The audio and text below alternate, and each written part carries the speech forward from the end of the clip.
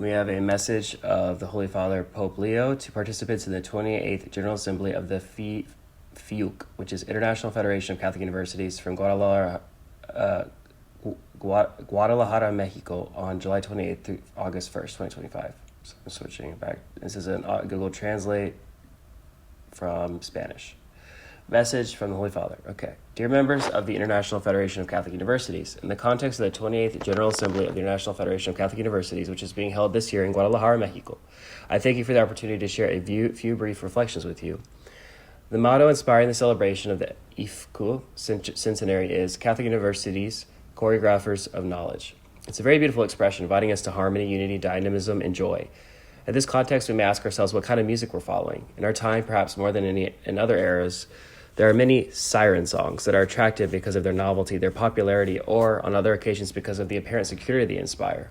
Beyond such impressions, which are inherently superficial, Catholic universities are called to become pathways of the mind toward God, according to the felicitous expression of St. Bonaventure, so that the timely exhortation of St. Augustine may become a reality in us. Quote, "Consider, brothers, what happens in the human soul.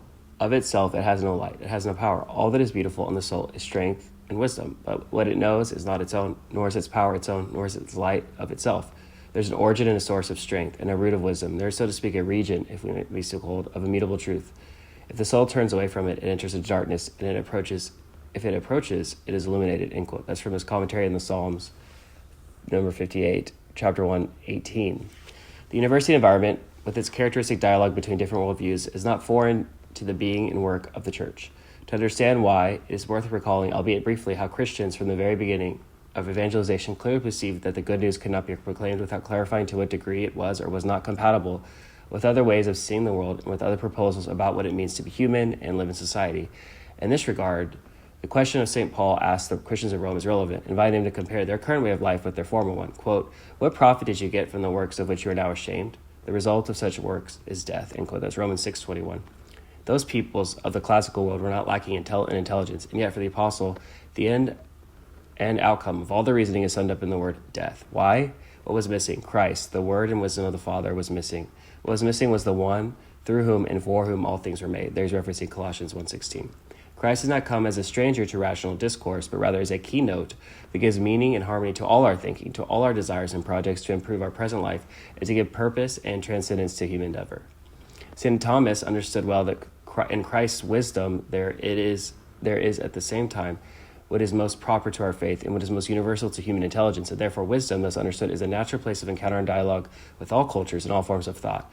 We read in his commentary on the sentences that wisdom, quote, "whether it be a capacity of the intellect or a gift of God, deals above all with the divine.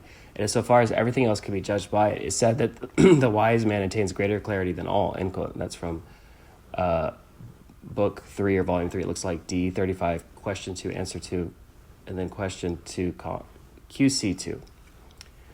Okay, thus we do not have to distance ourselves from Christ, nor relativize his unique and proper place, in order to converse in a respectful and fruitful manner with other schools of knowledge, ancient or recent. Dear brothers and sisters, with the desire that Christ's wisdom, truth made person, who draws the world to himself, may the compass that guides the work of the university institutions over which you preside, and that his loving knowledge may constitute the impetus for a new evangelization in the sphere of Catholic higher education, I impart to all of you the apostolic blessing.